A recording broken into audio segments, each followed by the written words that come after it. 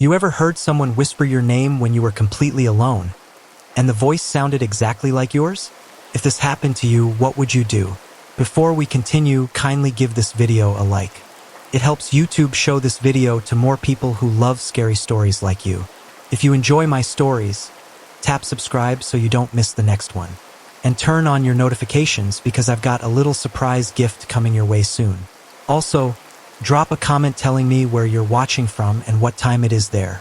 I want our sleepy horror family to really connect. Now, grab your blanket, turn on the fan for that soothing background hum while you listen. Story 1. If you ever decide to spend Halloween night somewhere, just for the thrill, don't pick a hospital that's been closed for decades, especially one where the lights still flicker even though there's no power. I thought it would be a fun challenge. One night alone inside, record everything, prove I wasn't scared.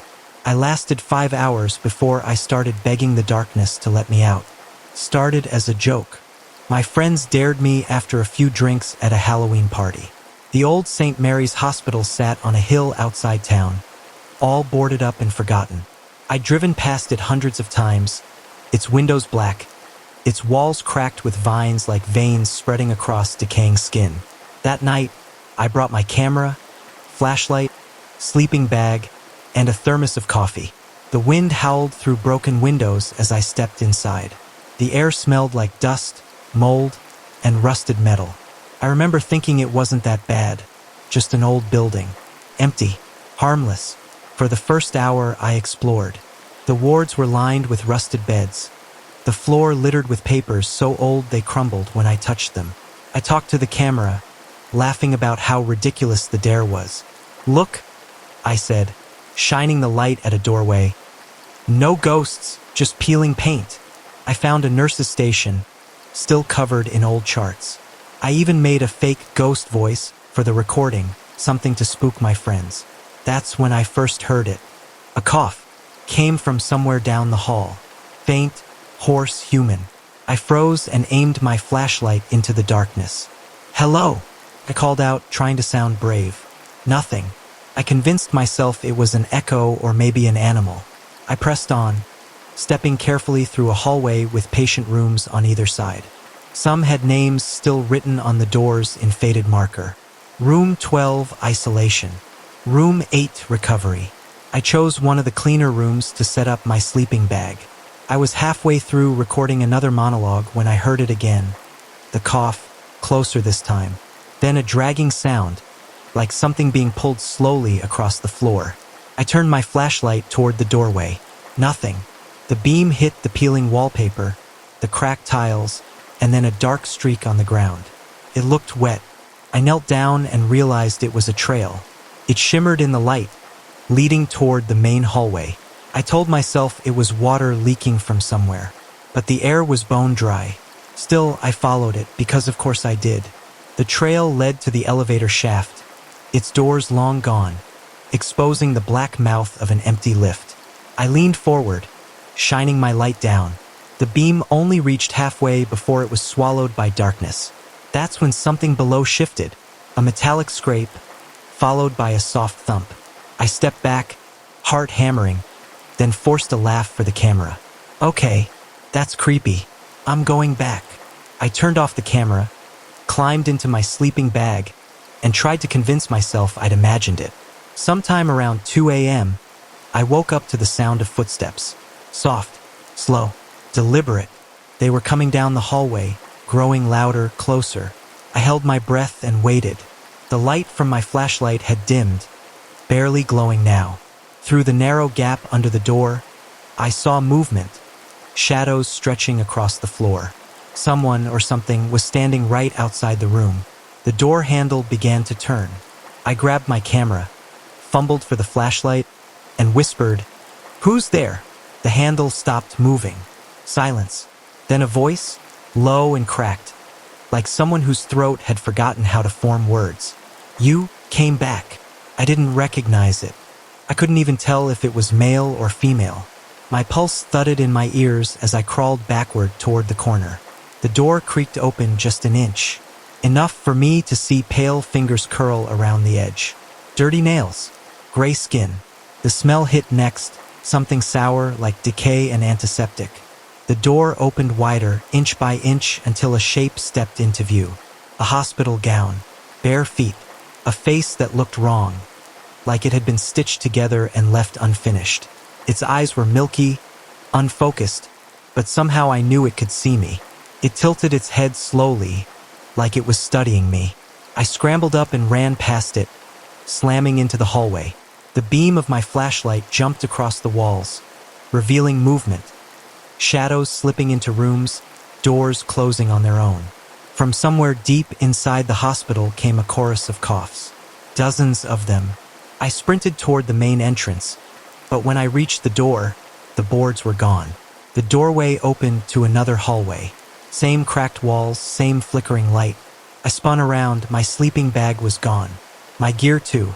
I ran again, turning corners, trying to find a window, an exit, anything. Every hallway led back to the same corridor. Room 12, room 8, room 12 again.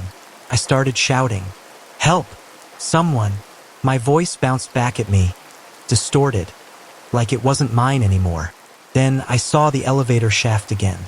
But this time, the elevator doors were closed, and there was a red light above it, glowing faintly. The light flickered twice.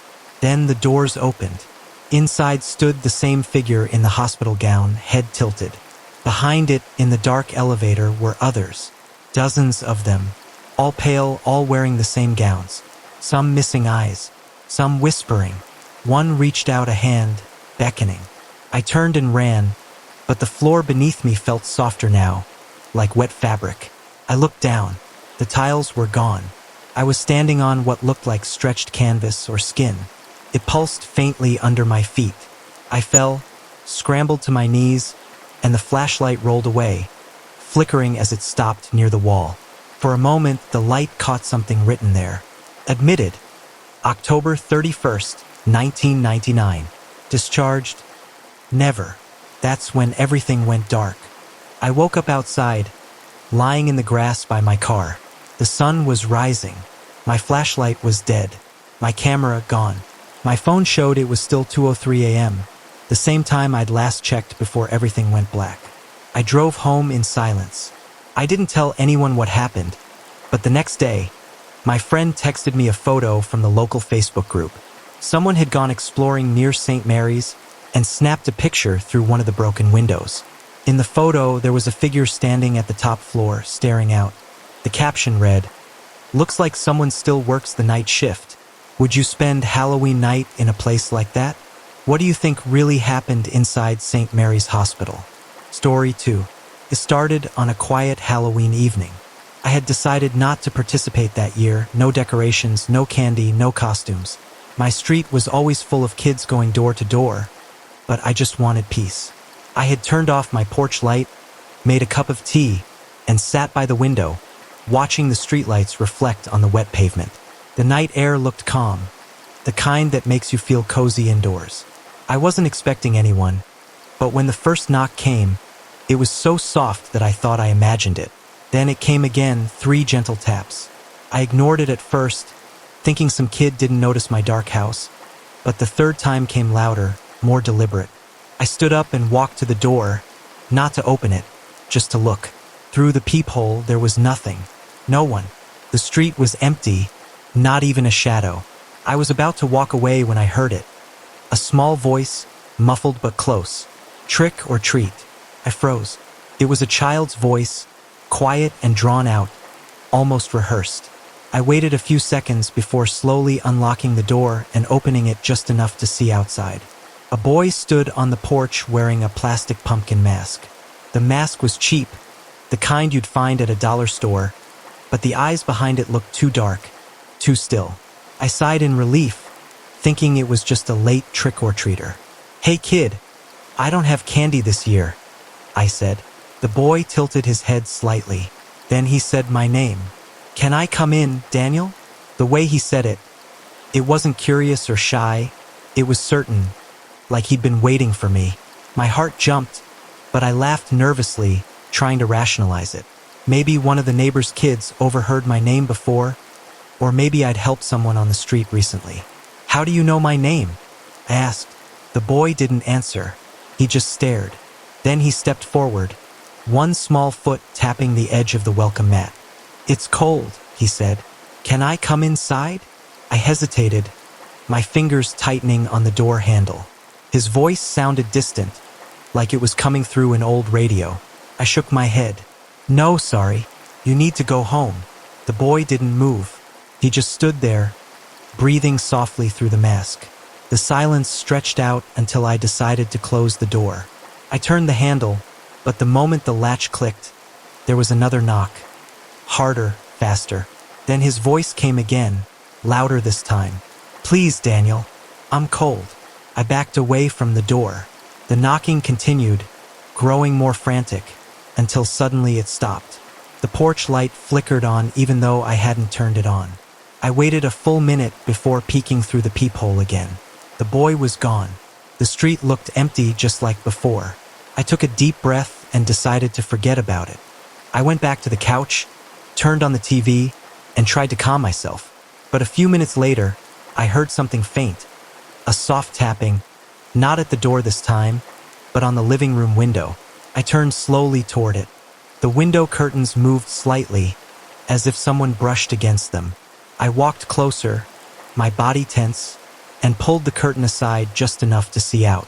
The same boy stood outside the window, his face inches from the glass. I stumbled back.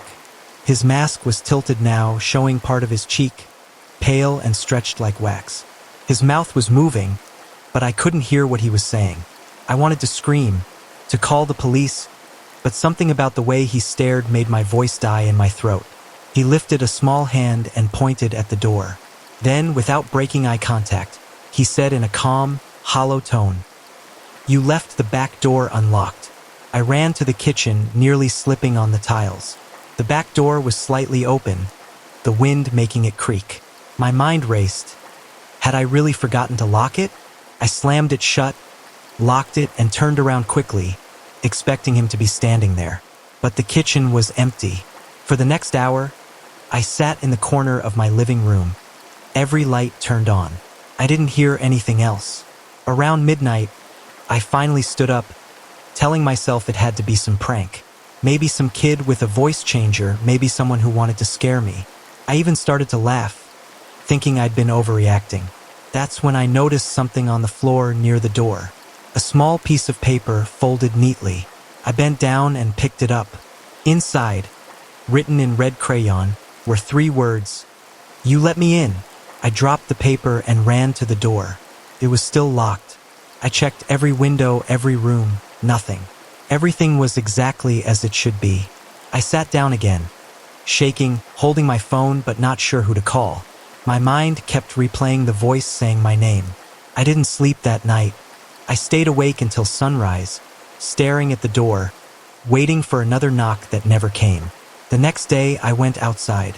The porch looked normal except for one thing. A small pile of candy wrappers right where the boy had stood. They weren't from any brand I'd ever seen before. I looked around, hoping to see a parent or a neighbor who might know who the kid was. But the street was empty. Later that evening, out of some strange curiosity, I went online to check local news. That's when I found it. A photo of a boy around the same age who had gone missing 3 Halloweens ago. He was last seen wearing a pumpkin mask. I don't know if it was him. I don't know how he knew my name. But last night, while I was brushing my teeth, I heard something faint through the bathroom window. 3 soft knocks, spaced perfectly apart. And then a small voice whispered, almost too softly to hear, "Can I come in, Daniel? Would you have opened the door?" Story 3. I've lived in this house for 8 years now, and every Halloween, like clockwork, there's a single knock at my door at exactly midnight. Just once. Never twice. I used to think it was a prank. Kids daring each other to knock and run. But last year, I watched the door all night from my living room window, and when the clock struck 12, I heard it again. One firm knock. No footsteps. No shadows. No one on the porch. Just silence after. This year, I decided I was going to catch whoever or whatever it was. I set up my phone to record the porch, made a pot of coffee, and sat in my armchair facing the door. The house was still. the streetlights casting a pale glow over the neighborhood. I could hear the faint rustle of leaves outside, the distant laughter of kids still out late, and the hum of my refrigerator. For once, I wasn't scared. I was curious. Midnight would come, I'd see who did it, and I'd finally have my answer. Around 11:30, the neighborhood went quiet. The kind of quiet that feels strange, like everything outside is holding its breath. I checked the time every few minutes, my phone camera angled perfectly toward the porch. 11:57. Nothing. 11:59. I leaned forward, my hands gripping the armrests. Then, right on time at exactly 12 o'clock, there it was. A single, heavy knock. It was so sudden that I flinched. I stared at the door for a long second, then jumped to my feet and yanked it open. The porch was empty. The street was empty. The only thing moving was the wind. I looked down. No candy, no note, no footprints. I stepped out, my camera light shining across the lawn. Nothing. My phone was still recording inside, so I went back to check the footage. When I replayed it, I expected to see a prankster. But the video was strange. The clock hit 12 o'clock, and right before the knock, the video flickered, just for a second, like static on an old TV. Then the door shook from the impact, but no one was there. The space outside looked distorted, as if the light bent weirdly on the porch. I tried to tell myself it was a camera glitch. I went to bed uneasy but managed to sleep. The next morning, I walked outside and noticed something new. A faint handprint on the door, small like a child's, pressed right above the knocker. It wasn't there the night before. I touched it, felt cold. The following nights were normal again, until Halloween came and went. But this time I couldn't stop thinking about that handprint. I started digging. I asked my neighbors if anyone else experienced knocks like that, but most laughed it off, except for Mrs. Lang from 2 houses down. When I mentioned the midnight knock, she went pale. She told me she'd lived here before me, that her husband used to answer that same knock every Halloween. The last time he did, he never came back inside. She found the front door wide open and muddy footprints leading away from it, but no sign of him anywhere. Police said he'd probably run off, but she never believed that. She moved out 2 weeks later, leaving the house to sell. I didn't know what to say. She just shook her head and told me, "If you ever hear that knock again, don't open the door, no matter what." That was last week. And now Halloween's tonight. I told myself I wouldn't wait up, that I'd go to bed early and pretend it didn't exist. But of course, here I am again, sitting by the door with the clock ticking toward midnight. The closer it got, the heavier the air felt. The lights flickered once, just like before. I checked my phone, 11:58. I thought about Mrs. Lang's warning. Then 11:59. I stared at the door, every muscle tense. Midnight. The clock ticked, and again one single knock. But this time it wasn't on the front door. Came from inside. I turned around, scanning the hallway. Nothing. My breath caught as another single knock came, this time from the kitchen door leading to the backyard. I moved slowly, my feet barely making a sound. The doorknob trembled slightly, like someone was holding it from the other side. I reached for it, hand shaking. The second my fingers touched the metal, a whisper came through the door. It wasn't words, more like a breath. Then silence. I stepped back, heart racing, and turned on every light in the house. I stayed awake till sunrise, and the moment light filled the windows, I felt that strange stillness lift. Later that day, I checked my phone, recording again. When the knock happened, the video didn't flicker this time, it froze. Completely still for 10 seconds, as if the moment was cut out. When it resumed, the time read 12:10, and in that frozen frame, just for a split second, something appeared. A figure standing at the door. Thin, almost human, but its face was blurred, stretched across the glass like a reflection in moving water. I tried to convince myself it was a trick of the light, but when I looked at the front door later that evening, the small handprint was there again. Fresh this time, a little lower than before. I washed it off, locked everything twice, and tried to ignore it. But tonight it happened again. The knock, at midnight, only once. I didn't go to the door, didn't look outside, Didn't even breathe until I was sure it was gone. Then my phone buzzed. A message notification from an unknown number. Just one line. You forgot to open the door this year. Would you open it? Story 4. Last week, I saw my neighbor putting up Halloween decorations in his yard. That might not sound strange, except for one thing. Mr. Collins died last year. Heart attack. Peaceful, they said. I went to his funeral. I saw the casket close. But there he was, or someone who looked exactly like him, standing on his front lawn in the same flannel shirt he always wore, hanging orange lights on the porch railings like he did every October. I watched from my kitchen window, frozen, trying to make sense of it. At first, I convinced myself it was a relative. Maybe his son or a friend helping clean up the old place. The house had been empty for months, so I was actually relieved to see someone there. But something about the way he moved, slow, steady, deliberate, made my stomach tighten. I couldn't stop watching. Later that night, I walked over with the excuse of saying hello. The air was cold, the wind carrying that dry, dusty smell of fallen leaves. When I reached his fence, I called out, "Hey!" I didn't know anyone moved in. The man didn't turn.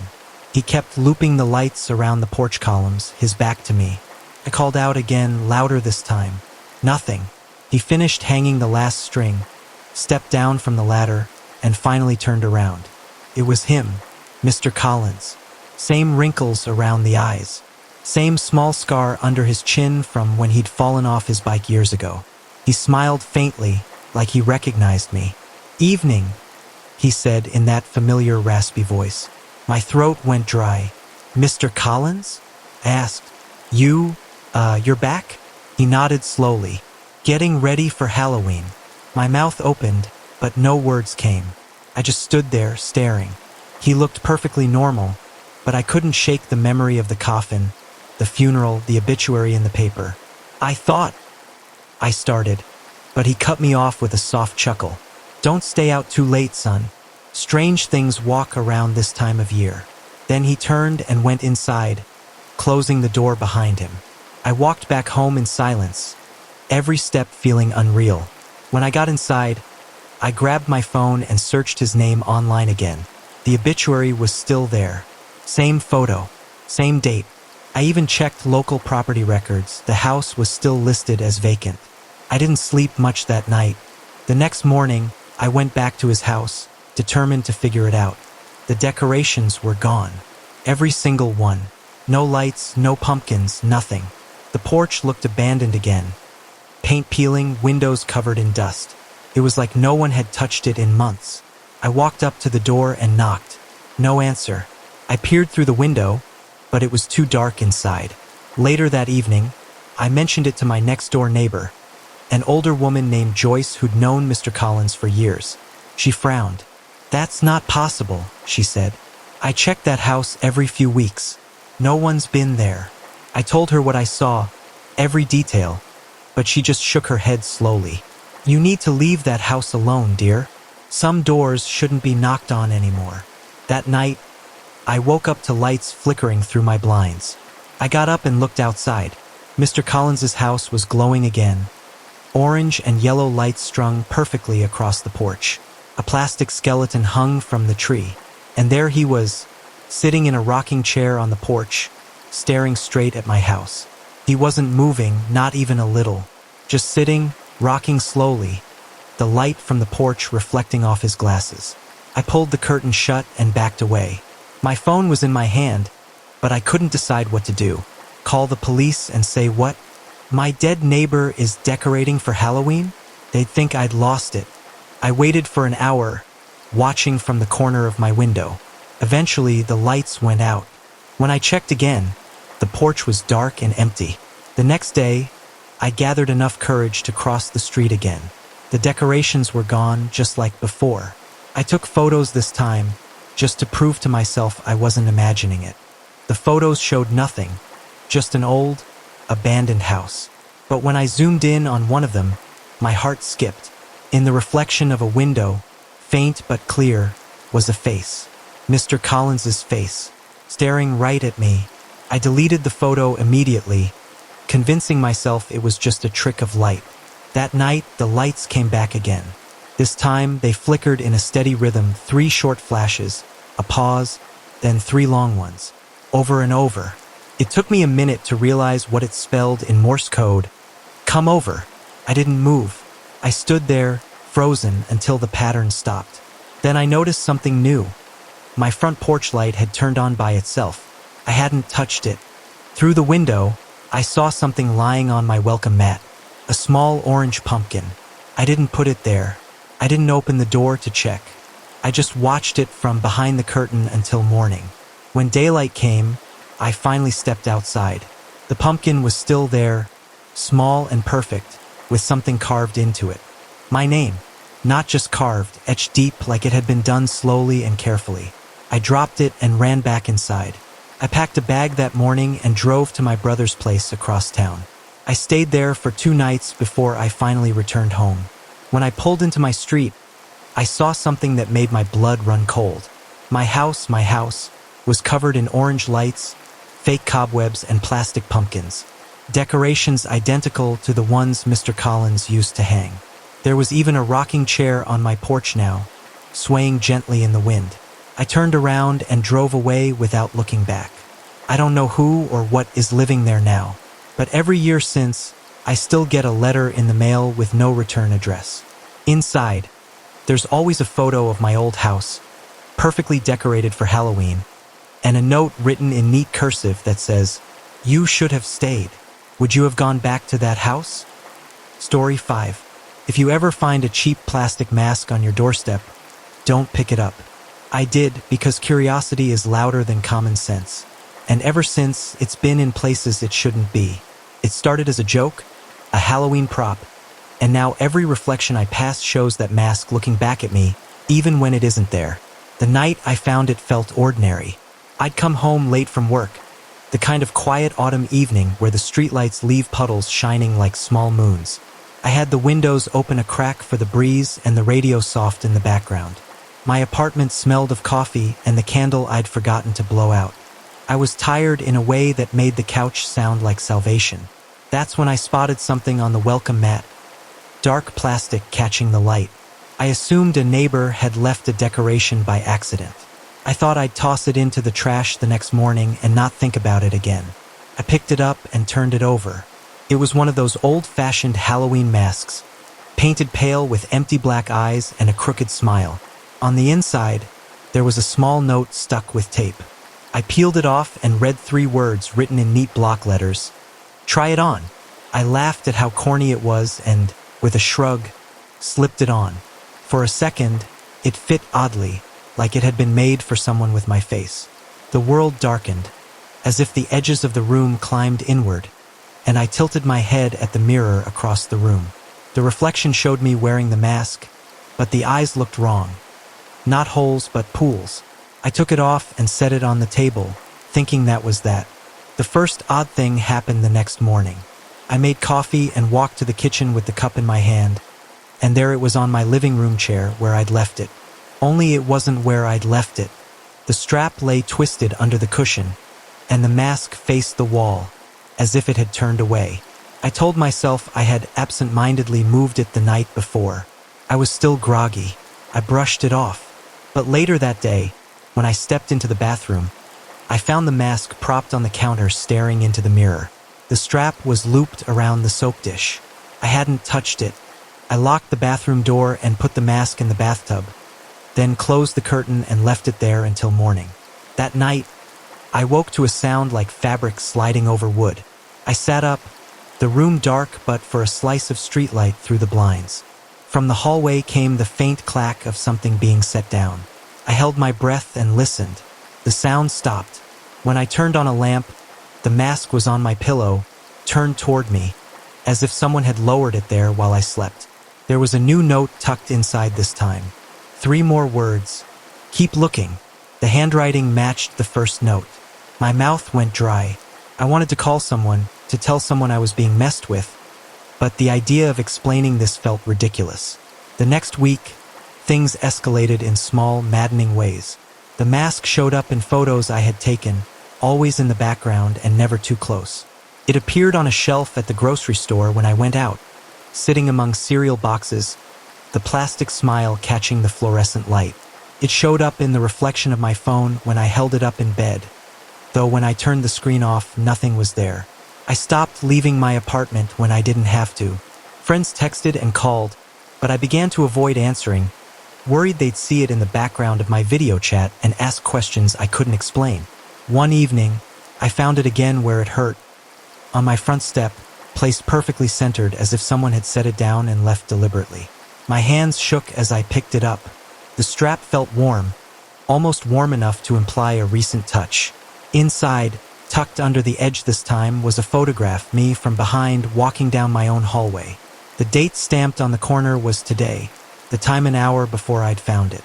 I played the moments back in my head, trying to think who could have taken it, who could have been in my hallway without waking me. None of it made sense. The mask started to follow me in ways that made the world collapse inward. I catch a glimpse of it in a shop window reflection as I walked past, then turn and see it on a bench, on a stack of discarded newspapers, inside a bus stop advertisement frame. Once, I dropped my keys, and when I bent to pick them up, the mask was leaning on the curb, staring at me. It felt like a presence that didn't need to be physically close to mean something. Images and reflections and surfaces became the places it preferred. I bought new curtains to block the reflections. It turned up in puddles after rain, water smoothing its face. One night, desperate, I sat with it directly in front of me on the kitchen table and spoke to it out loud, ridiculous as that felt. "What do you want?" I asked, voice rough. The room answered with only the hum of the fridge. But later, when I checked the trail camera I'd placed peeking through the blinds, I found a clip that froze me. At 2:16 a.m., the camera caught my living room briefly illuminated by a passing car. In that flash, the mask sat upright in the middle of the room. For one frame, a shadow moved past behind it. A tall shape, hand outstretched, then gone. I replayed it until the image blurred. The climax came when I opened my bedroom closet and found not only the mask but dozens of small items placed around it. Receipts, a single shoe, a torn photograph of someone I didn't know. Everything felt curated. The mask's eyes seemed to face outward more deliberately than ever. I dialed the number on the police non-emergency line and reported the items. The officer who arrived took a long look and asked if I'd been drinking. He took the photograph and the receipt and promised a patrol. He left with sympathetic eyes and no real answers. That night, exhausted and raw, I slept sitting up in a chair with the lights on. Around 3, the lamp went out. My phone screen showed a notification. A new photo. My hands were numb as I opened it. The image was taken from inside my closet looking out. I'd never owned that angle camera. The frame caught me sleeping in the chair, my head tilted forward, and on the floor beside me, placed carefully against the leg of the chair, the mask faced me, closer than ever. Someone had been in my apartment while I sat awake. I moved out the next day. I thought distance and daylight would help. I drove to my sister's place and left the mask locked in a box in the trunk. For 2 nights, it stayed buried beneath clothes and old boxes. On the morning of the 3rd day, she called me frantic. The mask was on her kitchen table, sitting where I had last seen it in the trunk. I drove back immediately and found it sitting on my sister's porch swing when I arrived, as if waiting for me to come and pick it up. There was a new note on it now, written in the same block letters. "We're closer. Would you throw it away, burn it, or lock it away and pretend it never existed? Should I go back and grab it or leave it and never look in a mirror again?" Story 6. When you're a parent, Halloween is supposed to be fun. You help your kid pick a costume, take a few pictures, and spend the evening laughing about candy. But this Halloween, when I brought home my son's costume, I swear I heard it breathe. I thought it was my imagination, just exhaustion from work and the chaos of single parenting. But what I unwrapped that night wasn't fabric or foam. It was something else pretending to be. I found the costume at a seasonal pop-up store, the kind that appears in empty malls every October. My son, Luke, wanted to be a monster he'd seen on YouTube, something with long arms and glowing red eyes. The cashier rang it up, tossed it in a bag, and joked that I'd better not let it walk away on its own. I laughed politely. The thing about tired parents is, We don't have energy for superstition. That night, after Luke went to bed, I took the costume out to check the size. Came folded neatly inside clear packaging. I tore it open, expecting the crinkle of polyester, but what came out felt wrong. Not fabric, but skin. It had weight. The surface was warm, almost damp. I set it on the table and watched it settle, thinking maybe it was static or trapped air. I told myself not to be ridiculous. But then I saw the chest move, a slow rise, then fall. Like breath. I touched it, and the material twitched under my fingers. I dropped it immediately and backed away. I stood there, staring, waiting for it to move again. After a few moments, nothing happened. The lights flickered once, then steadied. My heart raced as I shoved the costume back into the bag. I told myself it was a mechanical feature, maybe something interactive, motion sensors, batteries. It was late, and logic was the only thing keeping me calm. I shoved the bag in the closet and went to bed. But sleep never came easy that night. The next morning, Luke woke me up early, jumping on the bed and asking to try his costume. I hesitated, then forced a smile. I wanted to be normal, to not pass my fear to him. We went to the closet. The bag was exactly where I'd left it, but it was heavier. I tried not to think about that as I handed it to him. He tore it open and slipped it on. The mask fit perfectly over his face, the long sleeves hanging from his arms like shadow. He laughed, spinning around, but the sound was muffled. Then I heard something strange, a low hum, like a distant growl. "Do you hear that?" I asked. Luke stopped moving. The sound stopped too. He tilted his head, then shrugged. "It's just part of the costume, Mommy. It's cool." But the way the fabric clung to his skin bothered me. It seemed to pulse slightly, contracting around his chest. "Let's take it off for now," I said, trying to sound casual. "We'll wear it tonight." He crossed his arms. "No, I like it." I reached for the zipper, but it wouldn't budge. It was as if the costume had sealed shut. The more I tugged, the more resistance I felt. Luke started to squirm and giggle, thinking it was a game. "Stop, you're pulling my skin," he said. That's when I froze. The zipper wasn't stuck. There was no zipper at all. It was gone. The seam was smooth, like it had never existed. I tried to rip the fabric, but it wouldn't tear. My son's laughter faded when he saw the look on my face. "Mommy?" he whispered. The costume's material rippled. The sound returned, louder now, deeper. Luke began to whimper, saying it was too tight, that it was squeezing him. I grabbed scissors and tried to cut through, but the blades snapped in my hand. The thing seemed to pulse harder each time I struggled. Then it happened. His eyes behind the mask glowed faintly red. I screamed and pulled harder, desperate to free him. He let out a sharp cry, then went still. The costume loosened all at once, collapsing around him. I fell backward, gasping. Luke slumped forward, unconscious but breathing. The fabric now looked lifeless again, limp and dark. I yanked it off him piece by piece and threw it across the room. I checked every inch of him. He was fine, just asleep, deeply asleep. When he finally woke up, he didn't remember any of it. He said he had dreamed of being inside a tunnel made of skin, where something whispered to him that it was hungry. I didn't let him see how shaken I was. I hid the costume in the garage. That night, while he slept, I went to throw it away. But when I opened the garbage bin, the bag was empty. I searched the garage, the porch, the car, nothing.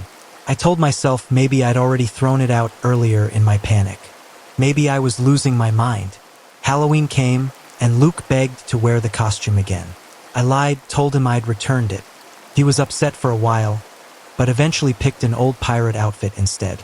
That evening, as we walked through the neighborhood trick-or-treating, I finally began to relax. The laughter of kids, the distant music, the smell of pumpkin candles. It all felt normal again, until I saw it. Across the street, under a flickering porch light, stood a child in the same monster costume. The same red eyes, the same long arms. They were holding a candy bucket and staring directly at us. I told myself it was another kid with the same store-bought outfit. But as we passed, Luke tugged my sleeve and whispered, "Mommy, that's mine." I turned to look, but the figure was gone. Just an empty street. Later that night, after Luke went to bed, I heard shuffling from the hallway. I got up quietly and peeked out. The closet door was open. Something inside shifted, slow and heavy. I reached for the light switch and froze. The costume was hanging there again, clean and folded, just as I'd first bought it. This time, the note attached read, "He fits perfectly." I locked the closet, shoved a chair under the handle, and sat by Luke's bed until dawn. Every few minutes, I could hear faint rustling from behind the door, breathing, rhythmic and steady. In the morning, the closet was empty again. Only Luke's old pirate hat sat on the floor. When I turned it over, the fabric inside was warm. If you were me, would you tell your child what you saw? Or would you pretend nothing happened and hope Halloween never comes again? Story 7. They say if you say the wrong name in front of a mirror on Halloween night, you won't be talking to yourself anymore. I never believed that kind of thing. I thought it was just another ghost story parents used to scare kids from staying up too late. But 3 years ago, my friends and I played a game called Spirit of the Mirror. It was supposed to be harmless. It wasn't. The reflection that looked back at me that night still answers sometimes when I'm alone. And it doesn't move when I do. We were a group of 5, me, Sam, Rachel, Dean, and Ava. Every Halloween, we tried to outdo our last horror challenge. The year before, we'd spent the night in a cemetery. The year before that, we'd recorded EVP sessions in an abandoned house. But this time, Rachel wanted something psychological, something we could do indoors. She found a forum online describing an old ritual called Spirit of the Mirror. The rules were simple. Sit in a dark room, light a candle, stare into a mirror, and call out your name followed by the words, "Show me what you see." We gathered at Sam's grandmother's house. She'd passed away a few years back, and the house had been sitting empty ever since. It was perfect. The walls still had that stale smell of dust and old perfume, and the mirrors were covered with cloth. We picked one in the hallway, a tall antique mirror framed with black wood carved into twisted vines. Sam said his grandmother used to whisper to it before bed. We set up the candle in front of the mirror, turned off the lights, and sat in a circle. Rachel read the instructions again from her phone. "One person at a time," she said. "No breaking eye contact with your reflection. No turning around. No speaking to anyone else until your turn is over. And whatever you see, you have to keep looking until the candle goes out." Ava went first. She leaned in close and whispered her name, her voice trembling just enough to make me nervous. For a few seconds, nothing happened. Then the flame flickered. Ava squinted and said, "It's changing. My face looks different." Dean snorted. "Yeah, that's how light works." We all laughed, tension breaking for a moment. But then Ava's laughter stopped. She leaned back slowly and said, "Someone's behind me." We looked around. The room was empty. The only thing behind her was the dark hallway leading to the kitchen. "It's just shadows," I said. Ava shook her head. "No, it's smiling." The candle went out just like that, no wind, no movement. When we lit it again, Ava was pale. She didn't want to go next. Rachel insisted it was her imagination and took her place. She repeated the words, "Show me what you see," louder this time. The candlelight reflected in her eyes, and for a moment, I thought I saw her pupils widen unnaturally. Then she gasped, "I see myself, but older." The rest of us waited. Nothing else happened. She finally shrugged and backed away. "Creepy, but kind of boring," she said. Then it was my turn. I sat down, adjusted the candle, and stared into the glass. I looked tired, dark circles, messy hair, lips dry. I whispered my name. Then, "Show me what you see." The air seemed to shift. My reflection blinked slower than I did. I tested it, blinked again. It didn't follow. I leaned closer. The candle flame quivered between us. Then the reflection smiled. I didn't. "Very funny," I said, assuming someone was behind me. I glanced over my shoulder. Nobody moved. When I looked back, the reflection wasn't smiling anymore. It was staring at me, expression blank. But now there was something off, the eyes. They were too dark, too deep. Can we move on? Dean asked impatiently. I nodded, trying to laugh it off. But before I could stand, the reflection tilted its head slightly. I hadn't moved. The candle flickered, then steadied again. I froze and stared. The reflection lifted its hand and placed it against the glass. Without thinking, I did the same. The mirror was cold, too cold. Then I felt a small vibration, like static against my fingertips. My reflection leaned closer, until its face almost touched the inside of the glass. Its lips moved, but there was no sound. Then, faintly, I heard something, a whisper, right against my ear. Don't turn around. My chest tightened. I looked at the others. They were watching me, wide-eyed. Did you say something? I asked. Sam shook his head slowly. No one said anything. The whisper came again. Don't turn around. The candle went out. We scrambled for our phones, using the flashlights to find the switch. When the lights came on, I was still staring at the mirror. My reflection was normal again. Tired, pale, scared. We all agreed to end the game there. Ava was shaking. Dean tried to make jokes, but his voice cracked. We packed up and left, leaving the mirror uncovered. That night, I couldn't sleep. Every time I closed my eyes, I saw that version of myself, the one in the mirror smiling wrong. Around 3 a.m., I got up for water. As I passed the hallway mirror in my apartment, I stopped. The light from the street lamps glowed faintly against it. I don't know why I looked, but I did. My reflection wasn't moving. I took a step back, so did it half a second later. I stepped closer again, and it followed perfectly this time. I told myself it was just nerves. I turned off the hallway light and went to bed. But before I could fall asleep, I heard a whisper again. The same voice. Don't turn around. Since that night, it hasn't stopped.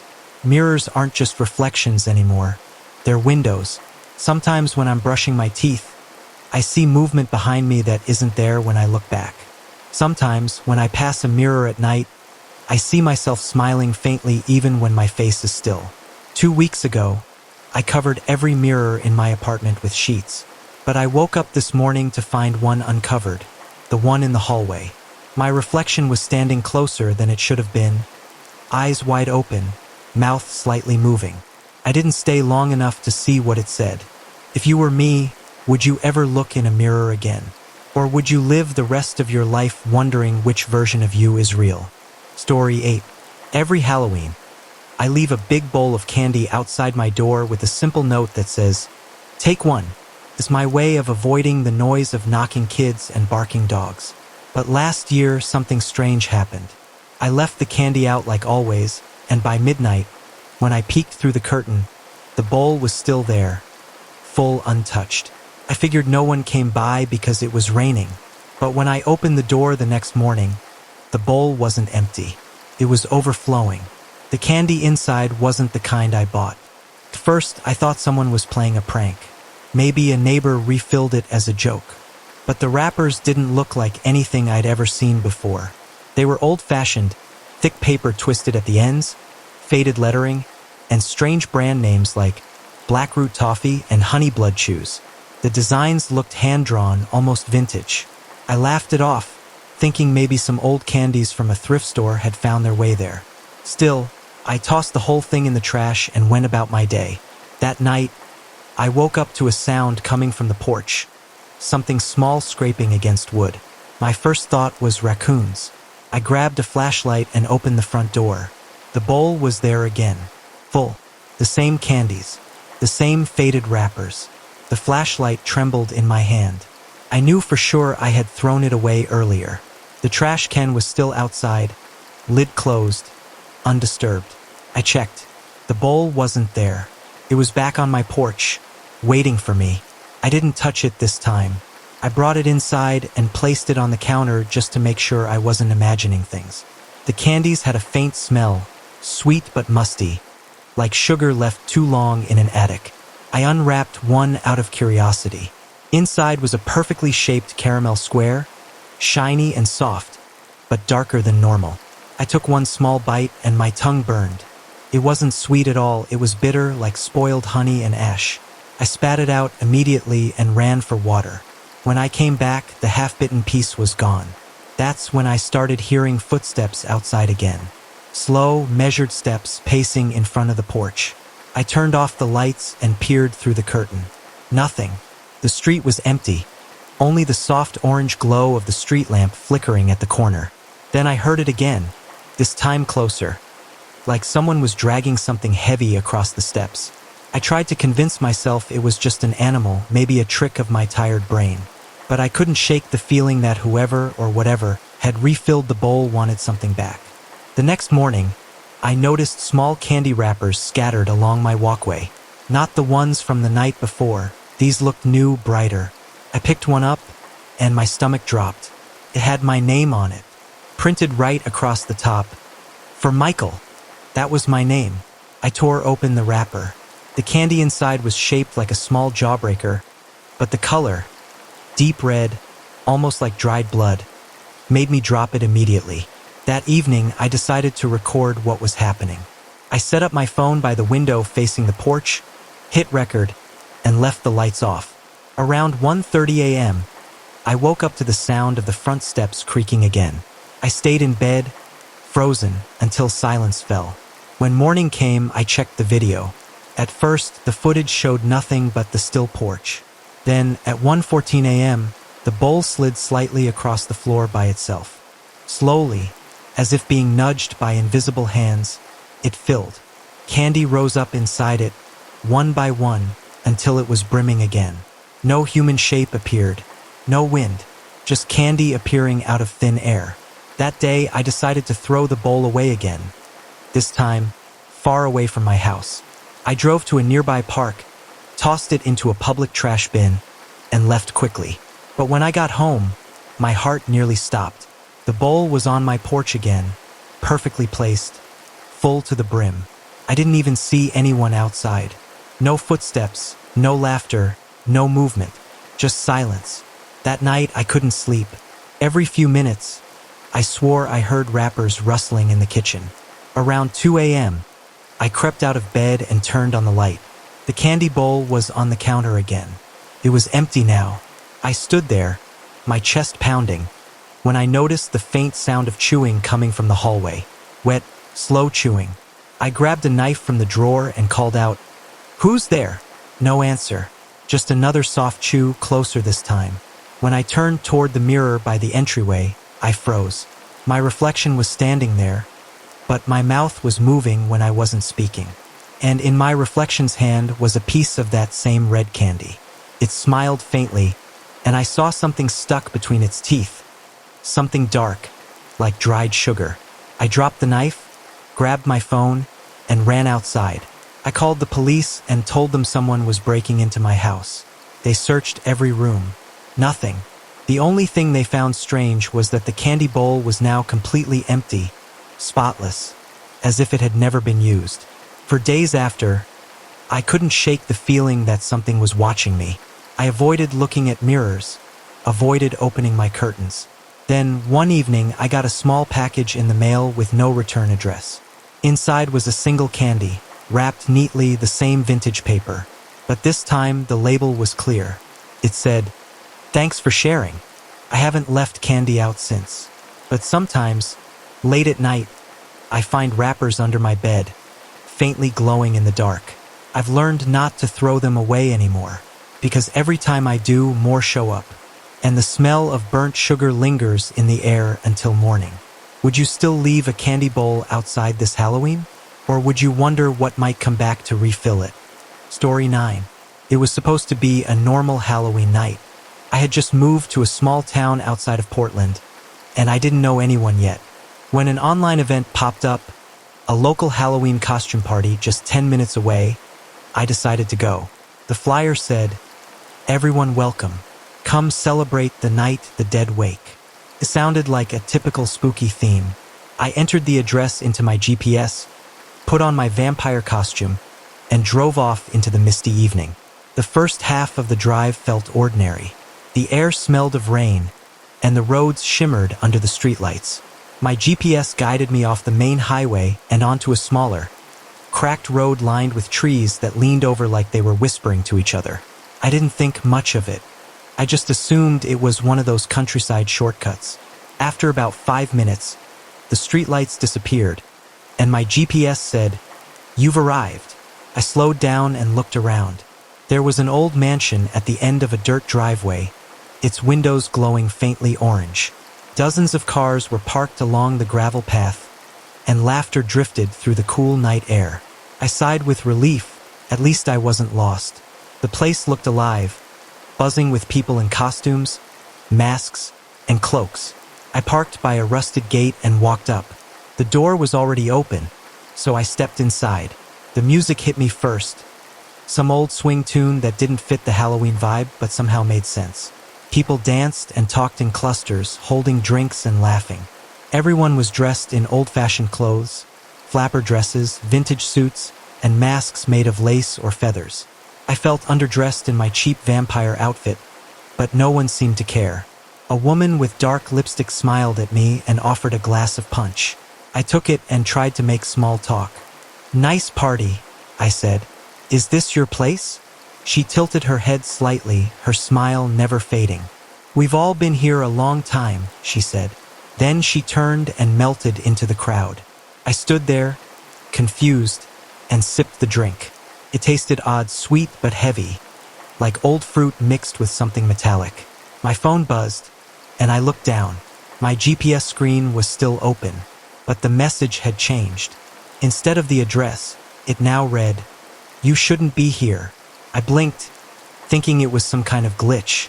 When I looked up, the room had changed.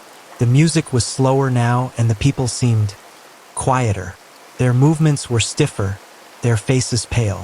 The woman who'd handed me the drink was across the room, staring right at me. Her lipstick was gone. Her mouth was gray. I put down the glass and decided I'd had enough. As I turned toward the door, a man in a top hat stepped in front of me. "Leaving so soon?" he asked. His voice was deep and smooth, but his eyes were empty. Literally empty, just black hollows where eyes should have been. "I think I've got the wrong house," I stammered. He smiled, showing yellow teeth. "No, you've got the right one. You just came too late." I backed away and reached for my phone again. The GPS screen was flickering now, coordinates flashing rapidly. The battery icon showed 1%, even though it had been full when I left. I turned toward the door, but the house seemed longer. The hallway stretched endlessly, the lights dimming one by one. Music still played somewhere behind me, faintly echoing through the walls. I started to run, but each door I opened led to another identical hallway. The same faded wallpaper, the same flickering bulbs. I shouted for help, but the laughter from the party was gone. In its place came soft whispers, circling around me. Then I saw the window. I rushed toward it, hoping to jump out if I had to. But when I looked outside, my heart dropped. The cars that had been parked outside were gone. The driveway was empty, covered in thick fog. And beyond that, I saw shapes, dozens of them, people, standing still, all facing the house. I stumbled backward. My hand brushed against something cold, and I turned to see a mirror hanging crooked on the wall. My reflection looked wrong, slightly delayed, smiling when I wasn't. The reflection lifted its hand, holding a glass of punch, the same red drink I'd set down earlier. It mouthed something I couldn't hear. Then the mirror cracked down the middle. I bolted toward the front door, not even caring where it led anymore. When I finally burst through, I found myself standing in a field. No mansion, no music, no lights, just empty land under a gray sky. My phone screen blinked to life for 1 second before dying completely. The last thing it displayed was a single line of text.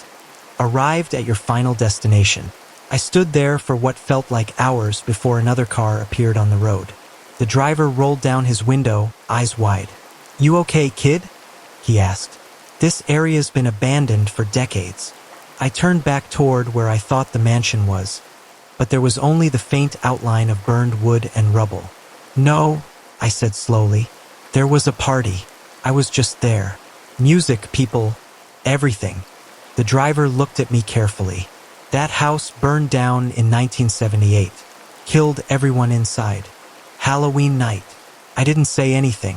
He drove me back to town and I never went near that road again. But sometimes, when I'm driving at night with my GPS on, I'll hear a faint echo of swing music through the speakers. Once, the map rerouted itself suddenly, and the same address appeared on the screen. "Party tonight," it said. I threw the phone out the window. Would you have gone inside if the GPS led you there? Or would you have turned back the moment you saw the lights? Story 10. Every Halloween, I dream about the same house. Last night, I woke up inside it. For the last 7 years, every Halloween night, I've had the same dream. It starts with me standing in front of a massive, crumbling Victorian house at the end of a dirt road. The windows are boarded up, the grass is overgrown, and a faint light flickers behind the curtains as if someone is waiting for me inside. I never remember walking toward it. I just blink, and suddenly I'm standing at the front door. Then I wake up. Every single year, always before I step inside. But last night, something changed. When I opened my eyes this time, I was standing on the porch. My hand was already on the doorknob. I could smell dust, old wood, and something faintly metallic. It wasn't a dream anymore, or at least it didn't feel like one. The air was cold, and I could hear my own breathing. My fingers trembled as I pushed the door open. It creaked slowly, revealing a long hallway with faded wallpaper peeling at the edges. A chandelier hung from the ceiling, its crystals clinking softly even though there was no breeze. I took a step inside. The floorboards moaned beneath my feet. In my dreams, I'd always woken up at this exact moment. But now I was moving forward, watching my own shadow stretch unnaturally long across the walls. I tried to convince myself it was just a lucid dream. Maybe I'd finally gained control of it. That thought was the only thing keeping me from panicking. The living room was still furnished, as if someone had been living there recently. A dusty armchair faced the fireplace, which still had faint embers glowing inside. A grandfather clock stood in the corner, ticking slowly. When I glanced at it, I froze. The hands pointed to 12 o'clock, but the pendulum wasn't swinging. The ticking sound continued though, steady and deep, echoing through the house like a heartbeat. I called out, "Hello!" My voice sounded small, like the house swallowed it. Somewhere upstairs, floorboards creaked. Not randomly, like footsteps. I stepped backward, toward the door, but it was gone. The wall was solid now, covered in the same faded wallpaper. I turned in a slow circle. Every window I'd seen from outside was gone too. There were no exits. That was when I noticed the photographs on the wall. Dozens of them, framed and perfectly aligned. I moved closer. They were all of the same house, but taken from different angles across different decades. Some were in black and white, others in color. And in every single photo, standing somewhere in the frame, was a shadowy figure. Sometimes by the window, sometimes by the door. Always watching. The ticking sound grew louder. It was coming from upstairs now. I tried to stay calm and climbed the staircase, one slow step at a time. The banister was cold and slightly sticky, like it had been touched by something wet. Halfway up, I heard a whisper. My name, soft, familiar but not my voice, came from one of the rooms down the hall. I reached the landing and saw that all the doors were closed except one. Light spilled out from underneath it, flickering light like from a candle. I moved toward it, my bare feet sinking slightly into the dusty carpet. The moment I reached the doorway, the whisper came again, closer, right next to my ear. Finally, I spun around, but no one was there. I pushed the door open. Inside, there was a bedroom. The wallpaper was torn, the bed unmade, and on the nightstand was a single candle burning low.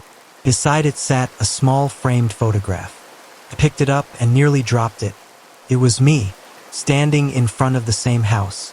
Same porch, same clothes I was wearing right now. My throat went dry. The picture looked old, faded around the edges. I turned it over. Scrawled on the back in shaky handwriting were the words, "Welcome home." I stepped back, my pulse racing, when the candle suddenly went out. Darkness swallowed the room. I fumbled toward the door, but my hand touched only cold wall. Then the whisper came again, from all around me this time. You were never dreaming. Something brushed past my leg. I turned, searching the dark. The faint ticking of the clock downstairs was now fast and frantic, almost like it was counting down. My breathing quickened. The whisper grew louder, repeating the same words over and over. Welcome home.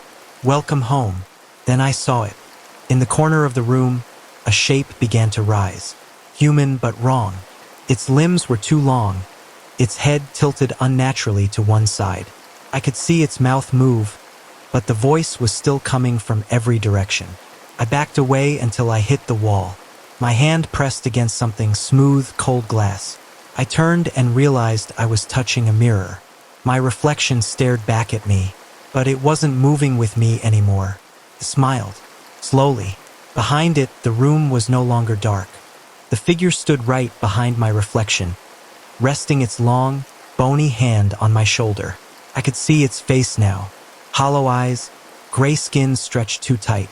I screamed and spun around, but there was nothing there. When I looked back at the mirror, my reflection was gone. Only the room remained, empty and quiet. I stumbled toward the hallway. The stairs were gone too. In their place was another door, slightly open. I had no choice but to go through it. I stepped inside and found myself back outside, standing on the porch again. The air was still, the moon high. The house looked exactly as it had before. For a moment, I thought it was over. Maybe I'd finally woken up. Then my phone buzzed in my pocket. The screen lit up with a notification. New photo saved to your gallery. I opened it. It was a picture of me, standing in the upstairs bedroom, holding the photograph that said, Welcome home. Behind me, in the shadows, the tall figure was smiling. I dropped the phone and ran. I didn't stop until I reached the main road, where cars were passing like nothing had happened. When I got home, I threw my phone in a drawer and told myself I'd never think about that dream again. But when I woke up this morning, I found dirt on my shoes. The same red dirt from the road that leads to the house. The photo was gone from my gallery, but in its place was a message. See you next Halloween. Would you still go back to sleep if you knew your dream was waiting for you to wake up inside it?